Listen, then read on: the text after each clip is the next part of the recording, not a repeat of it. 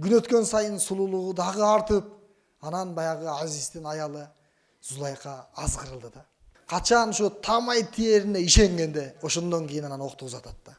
Ушул көчөттөн баштап, ушул жүзүм бактары чоңойгонго чейин сен кайсыл жүзүм бышканын бышпаганын айырмалап билбейсиң. Алла субханаху ва таала бардыгыбызды күзөтүп турат. Ыйык Куранда Алла субханаху ва таала айтат: Аузу биллахи минаш шайтанир раджим. Инна раббака лабил мирсад. Акыйкатта силердин Раббиңер, Аллахыңар силерди көзөмөлдөп турат дейт. Бардыгыбыз тең Алла субханаху ва таала кылып аткан ишибизди, өткөрүп жаткан өмүрүбүздү бардыгын тең Аллах таала көрүп, билип, байкап турат Алла субханаху ва таала. Бул күзөтүү деген мисалга ала турган болсок, жанагы охотниктер бар, аңчылар бар. Алар тоого чыгышат, кийиктерди аңдышат. Качан алар бир кийикти көрүп калган учурда аны жакшылап күзөтүшөт да. Менин аткан огум таамай тийсин. Менин ушул сапарым байсалдуу болсун деп, ошол тоо эликтерди, тоо жаныбарларды ушунчалык күзөтөт, ар бир кыймыл аракетин күзөтүп туруп, качан анык, качан ушу тамай тиерине ишенгенде, ошондон кийин анан окту узатат да. Бардыгын күзөтүп турат, көрбөй туруп эле ата бербейт. Ошол күзөтчү кандай күзөтсө, Аллах таала бизди андан дагы көбүрөөк, чексиз кудурети менен күзөтүп турат да. Валиллахил масалул а'ла.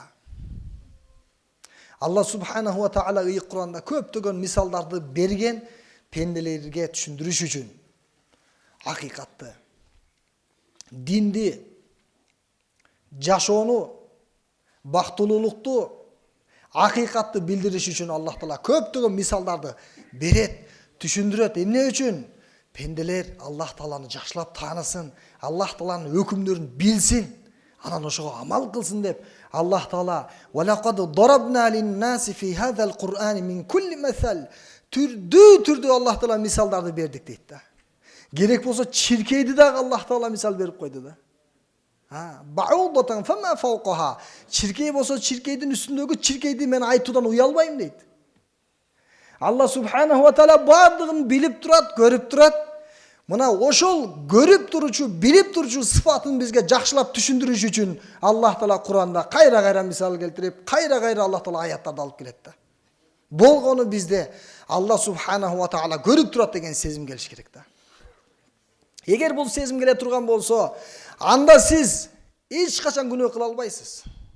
Күнөөнүн канча аспаптары болсо дагы, күнөөгө сизди тарткан канча нерселер болсо дагы, бүт аалам, бүт шайтандар биригип туруп, сизди бир кичинекей күнөө кылууга сизди азгыра албайт. Эмне үчүн дегенде, Аллах мени көрүп, күзөтүп, билип турат деген сезим сиздин жүрөгүңүзгө келсе да. Күндөрдүн биринде Умар радиаллаху анху риваят кылат. Пайгамбарыбыз саллаллаху алейхи ва саллям менен бир мажлисте отурганбыз, мечитте отурганбыз. Бир маалда бир киши сырттан кирип келди. Эми ал адамды мен силерге баяндайын кандай адам экендигин, тааныштырайын. Ал адам чочун болчу дейт. Бирибиз дагы аны тааныбайбыз. Арабтардан эмес, ажамдардан эмес. Бейтааныш эле бир шакилде, көрүнүштө аппак кийим кийген. Жана чачы капкара, эми аны айта көрбө дейт да. Чачы канчалык кара экендигин, көйнөгүнүн канчалык ак экендигин эми айта албайсың дейт да. Ушунчалык аппак кийим менен келди. Капкара чачы бар экен. Эми мусапырга окшобойт, кыскасы бир сөз менен айтканда. Мусапыр адам сапарда жүргөндө көп кыйналып, дароо эле сапардын белгиси билинип калат. Чарчап, уйкусу келип, курсак ачып, жүдөп, какап. Бирок жанагы инсан эч кандай бир мусапырга окшобойт дейт. Пайгамбар алейхиссаламдын алдына түп-түз кирип келди дейт. Алдына олтурду дагы. Бир риваятта эки колун Пайгамбар алейхиссаламдын берекелүү тизесине койду дейт. Бир риваятта өзүнүн тизесине койду дейт. Андан соң Пайгамбар алейхиссаламга суроолорду узатты. Мен сізге суроом бар эле. Ошол суроолорго жооп берип коесузбу? Мүмкүн болсо деп, анан суроолорун узатып баштады дейт. Биринчи мен сизден ислам тууралуу сурайм. Ислам дини туурасында сурайм. Исламды айтыңызчы дегенде пайгамбар алейхисалам исламдын негизги 5 түркүгүн айтты. Аллахка иман келтирүү, намаз окуу, зекет берүү, ажылыкка баруу, орозо кармоо. Исламдын негизги 5 түркүгүн айтты. Содакта, чындыкты айттың сен деп тастап да койду дейт. Андан соң экинчи суроосу, Аллахка ыйман келтирүү деген кандай болот? Ыйман деген эмне? Дегенде пайгамбарыбыз саллаллаху алейхи вассалам ыйман деген Аллахка, Аллах Тааланын периштелерине, Аллах Тааланын түшүргөн китептерине, пайгамбарларына, жашоонун жакшылыгы дагы, жамандыгы дагы Аллахтан экендигине, кыяматтын болуусуна, жана өлгөндөн кийин кайра тирилүү бар экендигине, мына ушул 7 нерсеге ишенсең, чын дилиңден көрүп тургандай ишенсең, анда сен ыймандуусуң деди. Содакта сен чындыкты айттың деди. Сахаба радиаллаху анхумдар айтышат, биз таң калдык, айран калдык дейт. Суроо берген адам кайра суроону тастап туура айтып атасың жообун деп тастаганына биз аябай таң калдык дейт да. Негизи сураган адам ал жоопту уккандан кийин ал эмне болот? Мен билбейт экенмин деп ошол баягы жоопту укканда кандайдыр бир таасир алат да, бирок бул таасирленбейт. Чындап айтып атасың, туура айттың, ката эмес, туура деп экзамен алгандай пайгамбар алейхисаламга суроо берип жообун угуп жатат дейт да. Андан кийин ихсан дегенди айтчы, билесиңби? Ихсан деген эмне деп сурады. Ихсан деген сыфат, бул жүрөктөгү бир сыфат да. У'будуллаха кааннака тарах, фа ин лам такун тарах, фа иннаху ярак. Сен Аллах Тааланы көрүп тургандай Аллага кулчулук кылууң, бул ихсан дейт. Эгер мен Алланы көрүп турам деген сезим келбесе, анда Аллах мени көрүп турат деген сезим болуш керек эң азында. Мына ушул жүрөктөгү ихсан сыфаты деди да. Ислам тууралуу, ыйман тууралуу, ихсан сыфаты тууралуу сурады. Пайгамбар алейхисалам жооп берди, тасыктады. Андан кийин кыяматка, качан кыяматтын болушу туурасында, ошол кыяматтын аламаттары, белгилери туурасында суроолорду узатып жатты да. Андан кийин бир аз Умар радиаллаху анху айтат, биз бир аз олтуруп калдык, ал адам чыгып кетти дейт. Пайгамбар алейхисалам сурады, бул адамды тааныйсыңарбы деди. Биз айттык, бул адамды биз тааныбайбыз.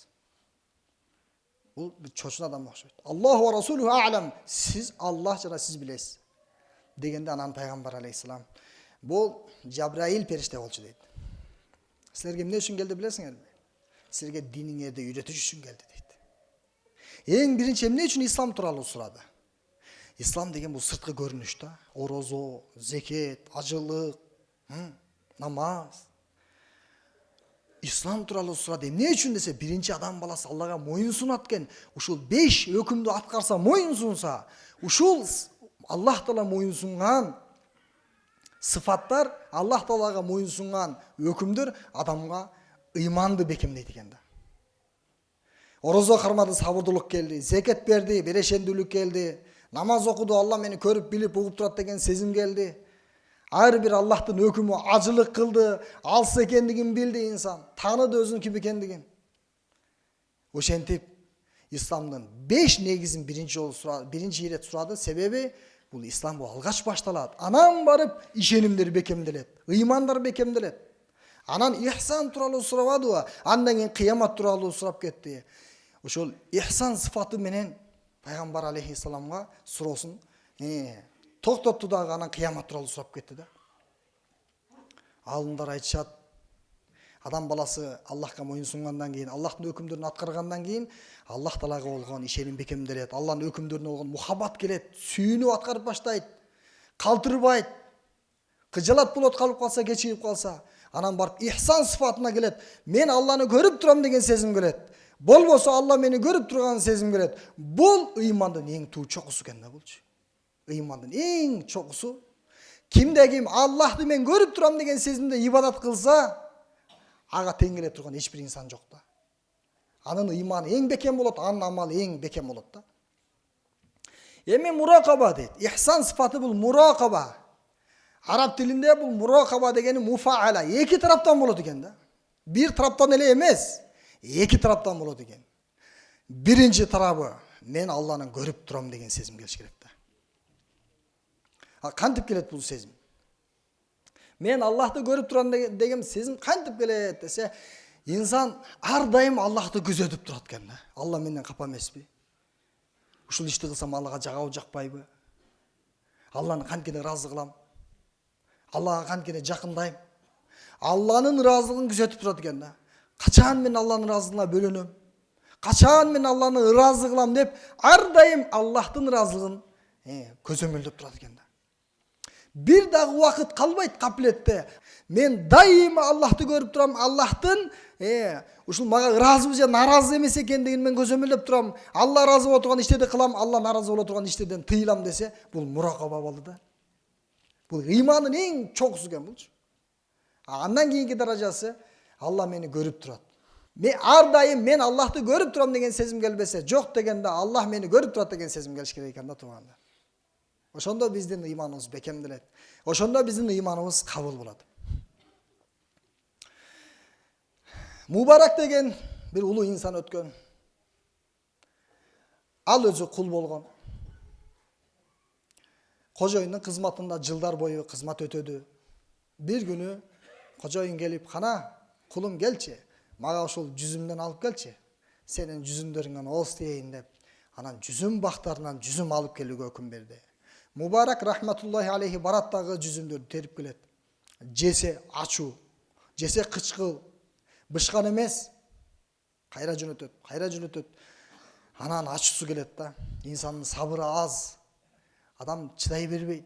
Анан чыдамсыздыгы кетип, "Сен эмне кылып жүрөсүң? Ушунча жылдан бери менин ушул көчөттөн баштап, ушул жүзүм бактары чоңойгонго чейин сен кайсыл жүзүм бышканын бышпаганын айырмалап билбейсиң" деп анан аябай урушат да. Ошондо башын жерге салып кулай айткан экен. "Кожоюн, сиз мага айтпадыңыз беле? Сугар, мунун жанагы мал жана башка нерсе кирип кетишинен кайтар, дарыла, жана башка кык сал түбүнө, кезек сал. Ошол сыяктуу нерселерди сиз айтпадыңыз беле? Бирок же деп айткан эмессиз. Канча жыл болду мен бир дагы жолу жүзүмдү үзүп туруп жей элекмин" дейт да. Ошондо баягы кожоюн аябай кыжылат болот. "Мен эмнеге буга уруксат бербедим? Сен эмнеге жей бербейсиң менин кызматым кылып аткандан кийин" десе, "Эми сиз уруксат бербесек кантип жейин" дейт да. Мен уруксат бербесем деле жей бербейт белем. Алла көрүп турбайбы? Сиз көрбөсөңүз дагы, сиз уруксат берсеңиз дагы, бербесеңиз дагы, бирок Аллах мени көрүп турбайбы ар дайым? Мына Аллах мени көрүп турат деген сезим мага жол бербеди дейт да. Канчалык бул инсанда ихсан сезими болгондо, Алла мени көрүп турат деген сезим болгондо, Аллах мени көрүп турат. Ошентип Мубарак рахматуллахи алейхиден кожоюн ыраазы болуп, "Сен боштондукка чыктың, азат болдуң" деди да. Кулдуктан чыгарды, бошотту. Эркиндикечи. Ал инсан өтө көп улуу ибадаттарды, улуу амалдарды кылган. Абдулла деген перзент көрөт. Абдулла бин Мубарак. Мына ошол перзент атасынын ошол ихсан сыфаты болгондуктан ушунчалык баягы жакшы сыфаттарга ээ болот, алым болот. Бир эле учурда 45-50 миң окуучуга сабак берген экен да. Абдулла бин Мубарак рахматулла алейхи. Ушунчалык. Харун Рашид падыша өзү келип сабак алган да ошол доордочу. Харун Рашид кандай падыша, адилеттүү падыша, ыймандуу падыша, өзү дагы алым болгон. Бирок Харун Рашид келип Абдулла бин Мубарака келип сабак алчу экен да. Эмнеге десе, себеби Аллах Таала буга ушунчалык илим берген, ушунчалык сыфат берген, ушунчалык ахлак берген, ушунчалык дин берген атасынын ихсан сыфатынын себебинен да. Атасындагы сыфат балага өтөт экен, энесинин сыфаты балага өтөт экен. Алла мени көрүп турат деген сыфат сизге келсе, сиздин балдарыңызга өтөт экен да ошолчу. Күндөрдүн биринде ошол Абдулла бин Мубарак алым өзүнүн кошунасынын үйүн сатам деген угуп калат экен да. Анан кошунасынан сурайт, "Эмнеге сатасың үйдү? Канчага сатасың?" десе, ошол өзүнүн үйү канчага турса, 10 миңге турса, мисалы 20 миңге сатам дейт экен да. Эмнеге мынча кымбат? Эчким албайт го сени десе, айткан экен 10 миң бул үй болсо, 10 миң сен деген экен да. Ушундай жакшы кошунда болгондугуң үчүн мен сага ушундай таянып туруп бааны көтөрүп койдум дейт да. Адамдар талашып алат азыр көрөсүңбү дейт да. Көрдүңүзбү? Ихсан сыфаты менен жашагандыгы үчүн баласына ихсан сыфаты өттү. Жана баласынын ихсан сыфаты үммөткө жетти да. Ошондуктан сиз менен биз маалыматты айтабыз, сөздү айтабыз. А бирок жашоо өзгөрүш үчүн биз өзүбүз жашап көргөзүп беришибиз керек экен. Ушул сыфат өзүбүздүн жашообузда болсо, ошондо анан адамдардын жашоосу башкалар дагы пайдаланат, башкалар дагы өзгөрөт экен да. Ошондуктан баарыбыз ниет кылайлы. Алла мени көрүп турат деген сезимди алып келебиз жүрөккө депчи. Алла мени көрүп турат деген бул жөнөкөй сыфат эмес. Бул эң чоң сыфат. Юсуп пайгамбарды баарыбыз билебиз. Канчалык сулуу болгон, сулуулугу, ажары канчалык болгон. Жамалын асман тарапка көтөргөндө ошол ушунчалык сулуулугунан күн өзүнүн нурун жоготкон да. Бир көргөндө ушунчалык сулуулукка ээ болгон. Канча аялдар аны көргөндө колдорун кесип, баягы туурап аткан нерселер менен кошо колдорун туурап салган. Канча адамдар ошол жерде канын төгүп, канча аялдар өлүп кеткен да. Азиз деген падышанын үйүндө ошол кудуктан чыккандан кийин ошол жерде жашап калат да. Бир туугандары көрө албастык кылып кудукка таштап салган эле. Көрө албастык деген жаман экен. Көрө албастыктын тообосу жок экен. Ким көрө албастык кылса ал инсанга Аллах Таала өлгөнгө чейин тообо бербейт экен да. Көрө албастык деген бул капырлыктан дагы оор. Шайтанды шайтан кылган бул хасат көрө албастык экен да. Бир туугандары көрө албастык кылып, ошол Якуб пайгамбардын Юсуф алейхисаламга кылган мээримин көрө албай, акыры кудукка таштап салышты да. Аллах Таала куткарып койду. Кербенчилерди себеп кылып, падышанын үйүнө барды. Бирок бала чоңойгондо канчалык күн өткөн сайын сулуулугу дагы артып, анан баягы Азиздин аялы Зулайка азгырылды да. Ва галлакатил абваб. Куранда Аллах Таала айтат. Ал дейт, аял дейт, бүт эшиктерди жаап койду. Эми қан сарай, ак үй деп коюңуз. Бүт эшиктерин жапты дейт Зулайкачы. Бир да эшик калган жок да. Ва қалат хайта лак. Ошондо айтты, кел эми мага деди да. Башка бир риваятта тахайяту лак. Мен сага баарын даярдап койдум, кыскасы кел мага дегенде, маазалло, Алла мени сактасын деди да. Күнөө кылуудан Аллах мени сактасын. Маазалло. Иннаху рабби ахсана масвай. Менин Раббим билесиңби? Кандай Рабб? Менин кожоюмду тааныйсыңбы? Менин кожоюнум көрүп турат бардыгын. Билип турат бардыгын. Угуп турат бардыгын. Байкап турат бардыгын. Мени менен чогуу. Ва нахну акрабу илейхи мин хаблил варид. Күрөө тамырынан да биз аларга силерге жакынбыз деген. Менин Раббим ушунчалык деп Аллах Тааланын сыфаттарын баяндап мен сени түрмөгө камайм дегенде ассижну ахаббу илайя мимма тад'у. Сен чакырган, сен мени азгырган нерседен караганда ошо түрмөдө өмүр бою жатканым жакшы деп түрмөдө канча жыл жашады. Канча түрмөдөгү адамдарга даават берди Юсуф алейхисалам. Көрдүңүзбү? Ошол Юсуф алейхисалам бизге көргөзүп кетти. Пайгамбарыбыз Мухаммад саллаллаху алейхи вассалам көргөзүп кетти. Диндеги улуу аалымдар көргөзүп кетти.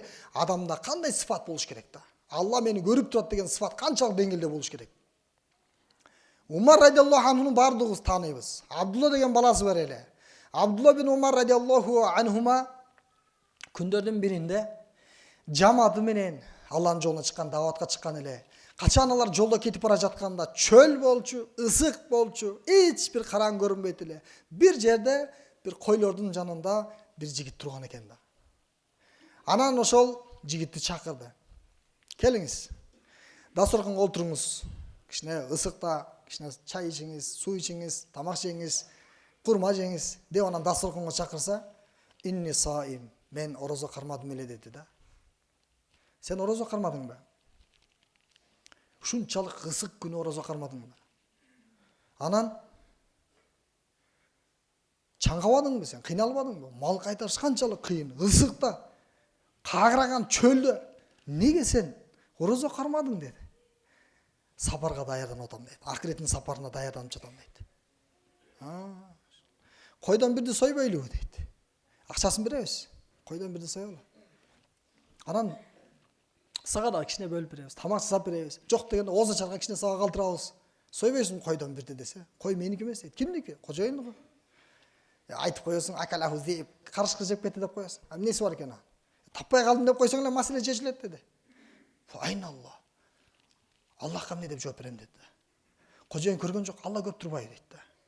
Ошондо Абдулла бин Умар радиаллаху анху фаайналлах. Аллах кайда калды? Аллах кайда калды деген сөзүн бир канча ирет кайталап ыйлады да. Таладагы кулдун акыбалы ушундай деңгээлге жетти. Алла мени көрүп турат деген сезимге жетти. Караңыз, эгерде Аллах мени көрүп турат деген сезим келсе аялга, күйөөгө, сатуучуга, кардарга, жетекчиге, карапайым элге, соода сатык кылгандарга, дыйканчылык кылгандарга Алла мени көрүп турат деген нерсе келди, бүт маселе чечилет да туугандар. Алла мени көрүп турат деген сезим келбегендиги үчүн күнөөлөр болуп жатат. Диндеги улуу алымдар айтат, 4 нерсе болбогондугу үчүн адамдар күнөө кылып жатат, күнөөгө батынып жатат дейт. 4 сезим жок дейт. Биринчиси эч ким мени көрбөйт дейт. Алла көрүп турат деген сезим жок да. Эч ким мени көрбөйт. Эч ким мени менен чогуу эмес, мен жалгызмын. Эч ким мени билбейт. Эч билсе деле эмне кыла алмак эле. Эч кимден коркпойт да. Ушул 4 нерсенин себебинен инсандар күнөө кылып жатат дейт да. Эч ким мени көрбөйт. Эч ким менин айланамда жок, мен жалгызмын. Мени менен чогуу эч ким жок. Эч ким билбейт мени. Жана эч кимден коркпойм мен. Эмне кыла алат экен деп инсандар ошо 4 негизде күнөө кылат дейт. Ал эми Алла субханаху ва таала бардыгыбызды билип турат. Сиз билбейт десеңиз дагы билип турат Алла субханаху ва таалачы. Көрбөйт десеңиз дагы көрүп турат да. Инна роббака лабил мирсот, мен күзөтүп турам дейт пенделердичи. Бардыгыбызды Аллах таала күзөтүп турат да. Жанагы аңчы кандай күзөттү. Андан да жакшы ар бирөөбүздү ар бир учурда күзөтүп турат Алла субханаху ва таалачы. Алладан жашын албайбыз. Асман жерден бир нерсе Аллахтан жашын албайт да. Эч ким мени менен чогуу дейсиз. Алла сиз менен чогуу. Ар дайым. Алла сиз менен бирге. Аллахтын киромен катибин периштелери бар. Аллахтан коркуңуз, Аллахтан уялыңыз күнөө кылуудан. Периштеден уялыңыз, адамдардан уялыңыз жок дегенде. Ошондуктан биз Аллахты наразы кылып, күнөө кылып, адам күнөө кылса тагдырындагы жазылган рызыктан дагы кур калып калат дейт да. Өзүнүн жашоосундагы жакшылыктан кур калат, эмне себептен? Күнөө себептен да. Көп жамандыктар ошол күнөөнүн себебинен. Ошондуктан бардыгыбыз тең Алла мени көрүп турат деген сыфатка келишибиз керек да. Аллах таала мени менен чогуу деген сыфат келиш керек да. Аллах чогуу. Алам тару анналлаха я'ламу ма фис самавати вал ард. Карабайсыңбы? Аллах таала асман жердеги бардыгын билип турат дейт. Ма якуну мин najwa thalathatin, 3 адам шыбыраша турган болсо, акырын үн менен иллаху рабиухум, Алла 4-чүсү дейт. Вала хамсатин илля хуа садисухум, 5 адам сүйлөшсө, Аллах 6-чысы. Ва хуа маакум айна макану, кайда болсоңор дагы Алла силер менен бирге дейт. Кайда болсоңор дагы. Караңгыда болобу, жер түлөнүн астында болобу, кайда болсоңор дагы Аллах таала силерди көрүп турат дейт. Аллах таала ар бир кылган ишиңерди кыямат күнү кабар берет. Аллах ар бир нерсени билүүчү зат дейт да. Ошого Аллах мени көрүп турат. Алла мени менен чогуу деген сыфат келиш керек экен да. Bir ustaz özünün 4 balasına sınov berет да. Силер тоок союп келгиле, тез союп келгиле, казыр союп келгиле заматта ким биринчи соёт экен деп 4-төрүнүн колунан бычак жана тооктоду берет. Анан бардыгы тең биринчиси келет, экинчиси келет, үчүнчүсү келет. Анан 4-түсү келбейт, кечигет. Мен биринчи келдим, мен экинчи келдим деп атат. 4-түсү кечигип келет да. Эмнеге кечигип келдиң дейт. Айтат, устаз сиз айтпадыңызбы, эч ким көрбөгөн жерде сой дебедиңизби? Анан эч ким көрбөгөн жерге барсам, бирок Аллах бардык жерде көрүп турат. Себеби сиз жаңы эле бизге сабак өттүңүз го. Аллах бардыгыңарды күзөтүп, көрүп, билип турат дебедиңизби? Алла эч ким көрбөгөн жерге барып сой дедиңиз эле. Каяка барсам эле Алла көрүп тура берди. Ушу көрбөй калып экен десем деле көрүп тура берди. Анан мына сизге тоок деп таштайт да, мына сизге бычак дейт да. Устаз, сиз сабакты ушинтип өзүңүз өттүңүз го. Анан эмнеге менден сурап жата сой болуңбу деп. Дегенде анан айткан экен устазы. Үчөөңөр экзаменден өтпөдүңөр, бул балага 5 деген экен да. Бул экзаменден өттү дейт да. Себеби Аллах көрүп турат деген сабак өткөнбүз, бирок силер өтпөй калдыңар экзаменден дейт да. Көрдүңүзбү? Биз сыноодон өтпөй жатабыз көпчүлүгүбүзчү. Аллах мени көрүп турат деген сезим келсе, сыфат келсе, анда бүт күнөөлөрдөн тыйылабыз, бүт күнөөлөрдөн менен биз арылабыз да. Алла субханаху ва таала бардыгыбызга Аллах мени көрүп турат, Аллах мени угуп турат, Алла мени менен чогуу, деген сыфаттарга келсек, бүт маселе чечилет экен да. Ошон үчүн сиз ойлобоңуз. Аллах мени көрбөй турат деп ойлобоңуз. Лабир мирсот, мен сөзсүз көрүп турам дейт. Алла мени менен чогуу деген сыфат келсин дейт. Аллах эч ким жок деген сыфат келбесин дейт. Кайсыл инсан дейт, жалгыздыкта күнөө кыла турган болсо, Аллах Тааланын алдында өтө чоң күнөө кылган болот экен да. Пайгамбар алейхиссалам бир жолу хадис баяндады, кыямат күнү бир инсандар тоодой жакшылыктар менен келет, бирок ошол тоодой жакшылыктары хабаан мансуро, эч кандай пайда бербейт кыямат күнү дейт да. Эмнеге десе, о Аллахтын элчиси, биз дагы ошолордон болуп калбайлы, көп жакшы иштерди кылып кыямат күнү банкрот, зыянга учурап калбайлы. О Аллахтын элчиси, мунун маселеси чечилиш маселеси кандай дегенде, Пайгамбар алейхиссалам, Аллах мени көрүп турат деген сезим болсун. Кээ бир инсандар эл барда жакшы иш кылат, намаз окуйт, дин менен жашайт, жакшы амалдарды Курандын зикир кылат, эч ким көрбөдү, дароо ошол арам ишке кирип кетет дейт да. Эч ким көрбөдү, болду, арам ишке кирип кетти. Анын өлүмү да кыйын болот экен да, жан чыгышы да кыйын болот экен да. Ошон үчүн 4 нерсени сиз менен биз жашообузга алып келейли. Алла мени көрүп турат деген сыфат келсин. Алла субханаху ва таала мени менен чогуу деген сыфат келсин. Алла субханаху ва таала мени билип турат деген сыфат келсин да. Алла мени билип турат. Иннаху алимун бидати судур, жүрөктөгү ар бир сырыңызды Аллах Таала билип турат. Жашыра албайсыз Аллахтан эч нерсени. Анан 4-үнчүсү, эмне болмок эле, эч ким көрбөдү дебеңиз. Аллах көрүп турат. Бардыгыбызды Аллах Таала көрүп турат. Кээ бир инсандар күнөө кылдым да, эмне болмок эле дейт. Аллах Таала айтып атат, эмне болушунчу? Инна ахзаху алимун шадид. Менин жазалоом дейт. Менин карым жан чыдагыс дейт да. Менин азабым жан чыдагыс дейт. Эмне болмок эле дебеңиз. Ким көрмөк эле, ким эмне кыла алмак эле дебеңиз. Аллах айтып атат, мен катуу жазалап коем мен сени дейт да. Ла уаззибуху ахадан минал аламин. Эч кимди азаптабагандай ошону азаптап коем дейт да. Ким эч нерсе кыла албайт. Эч ким эмне болмок эле, ушунду бир жолу эле күнөө кылдым да, Алла кечирүүмдү да деп туруп күнөө кыла берсе, Аллах Таала айтып атат, эч кимди азаптабагандай азаптайм ошол пендени дейт да. Андай азап эч кимге бербейм дейт. Кимде ким Алла мени кечирет деп эле күнөө кыла берсе, кимде ким ачык эле күнөө кылып алып мактанса, күнөө кылып алып сыймыктанса, Аллах Тааланын азабы кары өтө катуу экен да. Аллах Таала бардыгыбызды өзүнүн карынан сактап, мээримин төккөн болсун. Бардыгыбызга Аллах көрүп турат деген сыфат насип кылсын.